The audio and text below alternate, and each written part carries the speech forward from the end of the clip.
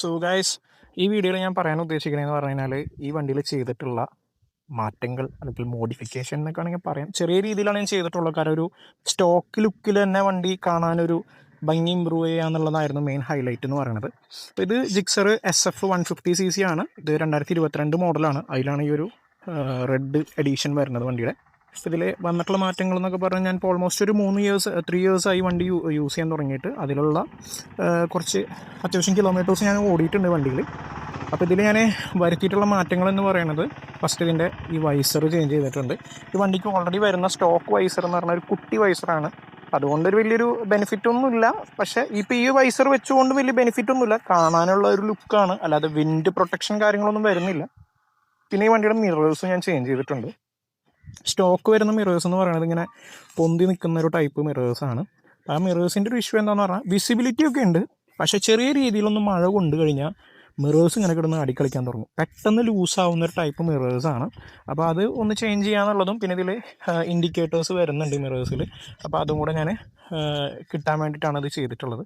പിന്നെ ചെറിയ രീതിയിൽ ഈ നമ്പർ ലൈറ്റിൻ്റെ ഒരു കവർ കാര്യങ്ങളും അറ്റാച്ച് ചെയ്തിട്ടുണ്ട്, ആ ഒരു ഭംഗി കിട്ടാൻ വേണ്ടി. കാരണം നമ്മുടെ നാട്ടിൽ പ്രൊവൈഡ് ചെയ്യുന്ന നമ്പർ പ്ലേറ്റിൻ്റെ ക്വാളിറ്റി എന്ന് പറയുന്നത് വളരെ ദാരിദ്ര്യമാണ്.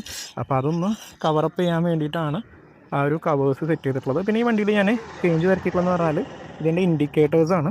ഇൻഡിക്കേറ്റേഴ്സ് സുസുക്കി ഇപ്പോഴും 2025 വണ്ടിക്ക് കൊടുക്കുന്നത് ഹാലോജൻ ബൾബ് ഇൻഡിക്കേറ്റേഴ്സാണ്. പക്ഷേ ഈ ഒരു വണ്ടിയിൽ ഞാനത് ചേഞ്ച് ചെയ്ത് ഒരു LED ഇൻഡിക്കേറ്റേഴ്സിലേക്ക് സ്വിച്ച് ചെയ്തിട്ടുണ്ട്. ബാക്കിലും ഞാൻ ചെയ്തിട്ടുണ്ട് കേട്ടോ അതുപോലെ തന്നെ. പിന്നെ ഈ വണ്ടിയിൽ ഞാനങ്ങനെ വലിയ കാര്യമായിട്ടുള്ള മാറ്റങ്ങളൊന്നും വരുത്തിയിട്ടില്ല. ഇവിടുത്തെ ഒരു മഡ് ഫ്ലാപ്പ് ഉണ്ട്, അത് റിമൂവ് ആക്കിയിട്ടുണ്ട്. സാരി ഗാർഡും ടയർ ഹഗ്ഗറും റിമൂവ് ആക്കിയിട്ടുണ്ട് വണ്ടിയുടെ ലുക്കിന്. പക്ഷെ ഒരു വേറെ കാര്യമുണ്ട്, സാരി ഗാർഡ് ഉണ്ടെങ്കിലും അല്ലെങ്കിൽ ടയർ ഹഗ്ഗർ ഉണ്ടെങ്കിലും ഈ ഒരു പോർഷനിൽ ചെളി അടിച്ച് കയറും. ഈ വണ്ടിയുടെ ഒരു ഡിസൈനിൻ്റെ ഒരു ഇഷ്യൂ ആണത്. ഈവൻ ദോ സാരി ഗാർഡും കാര്യങ്ങളൊക്കെ ഉണ്ടെങ്കിലും ഇത് അടിച്ച് കയറാനുള്ള പെട്ടെന്ന് തന്നെ ചെറിയ രീതിയിലൊന്ന് വെറ്റ് കണ്ടീഷനിൽ ഓടിച്ച് കഴിഞ്ഞാൽ തന്നെ ചെളിയും കാര്യങ്ങളൊക്കെ അടിച്ച് കയറും.